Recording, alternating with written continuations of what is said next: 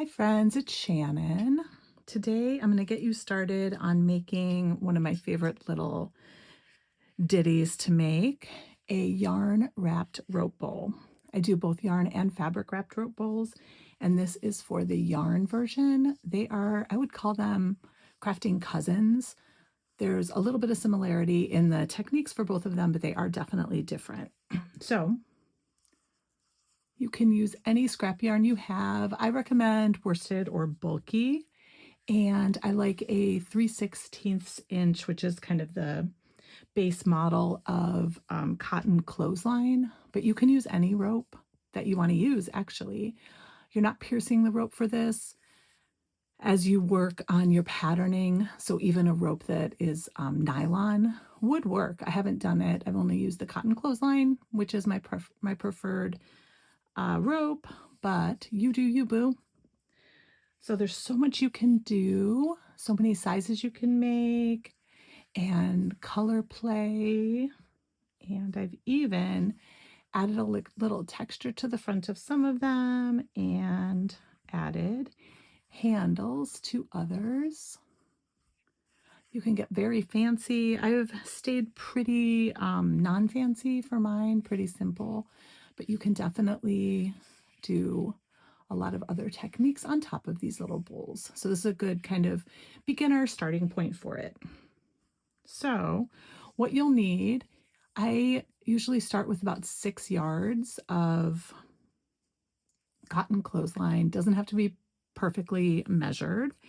So what you'll need is cotton clothesline, a nice big yarn needle. It's helpful to have a threader. I think it's always helpful to have a threader. I really love these, and they come in pretty much all of my kits these days. And then some little clips are helpful too. These are just little sewing clips, but you can also use binder clips if you have those in your kind of stash of stuff. You're going to choose your first yarn. For this one, I'm using worsted. I cut a piece about 1.5 yards long. I find between 1 and 3 yards is where I'm happiest. And as you work on yours, figure out which length of yarn feels the best to you and makes the most sense to you. So to start, we don't necessarily need to thread our needle yet, because what we're going to do is we're going to be wrapping first. So I like to work with dominant, non-dominant hand. So I'm right-handed, so I am holding my rope in my non-dominant hand, and I'm going to have my rope end kind of reaching that direction. And then my yarn, I'm going to have in my dominant hand, I'm going to have that kind of reaching in that direction. So for right-handed people, holding my rope in my left hand and kind of manipulating my yarn in my right hand.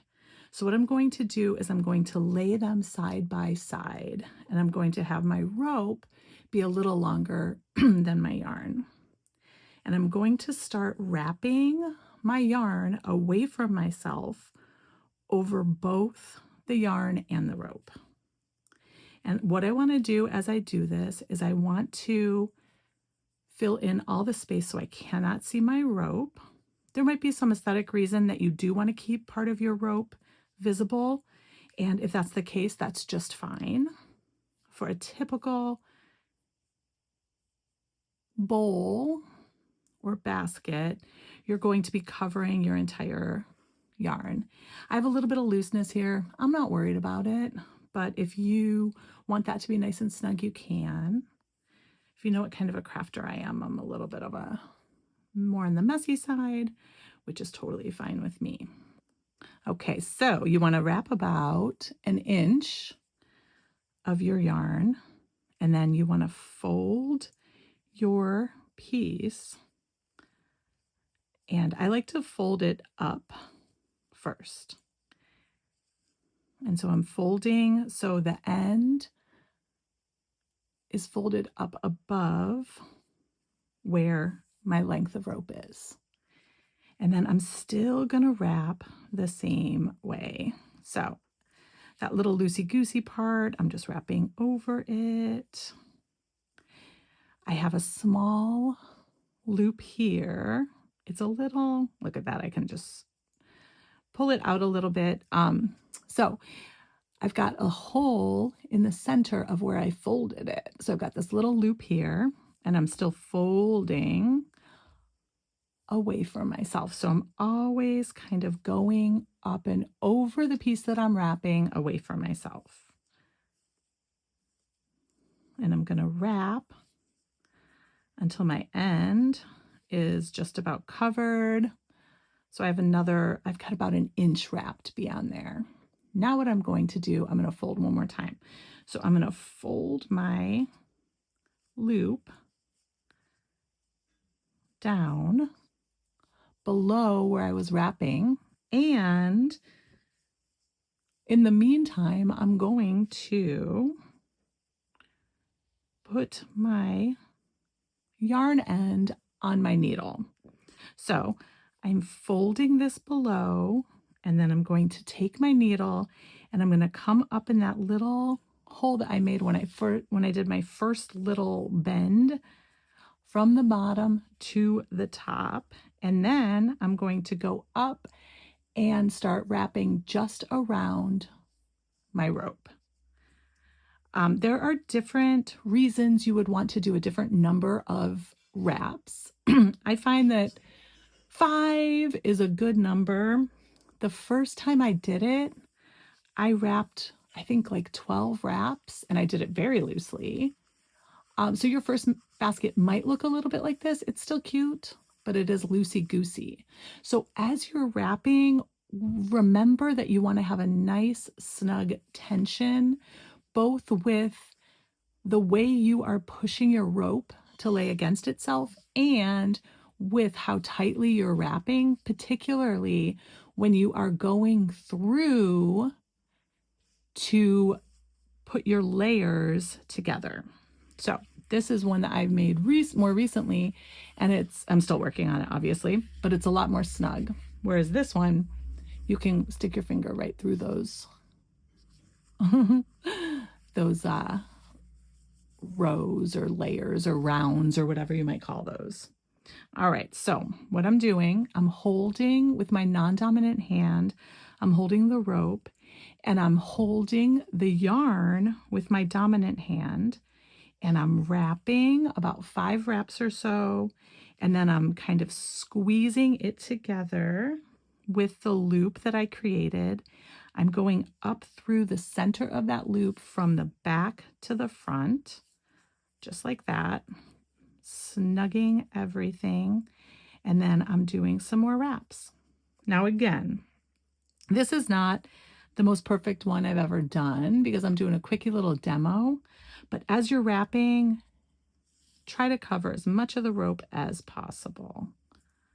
And so I'm going to do one more, and then I'm going to do a kind of a close-up. So I'm doing about 5, and then I'm coming up through the center like so, and I'm pulling it nice and snug.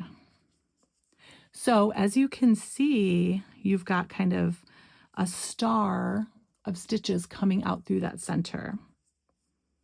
And we're going to keep doing it like this until we are at a point where it doesn't make sense to go in the center anymore. And then we're going to start going in our first round of rope. So you don't have to be perfect. And if you love perfectionism, you totally can be. I am more loosey-goosey in most of my crafting. And so I am not making sure I'm doing exactly the same number of wraps every time. You do you. So right here, here's my center, and I came out of this, I think 5 times here. 1, 2, 3, 4, 5. But now I'm here, and it makes more sense to come up here instead, even though that's kind of a long way to travel right there. But to me, it makes more sense because see how I'm pulling this up so it's nesting? All right, so look at that. I'm winding, winding, winding, folding, pinching, coming up in the next round of the coil down, rolling, rolling, coming through in the next round of the coil down. And I'm going to keep doing this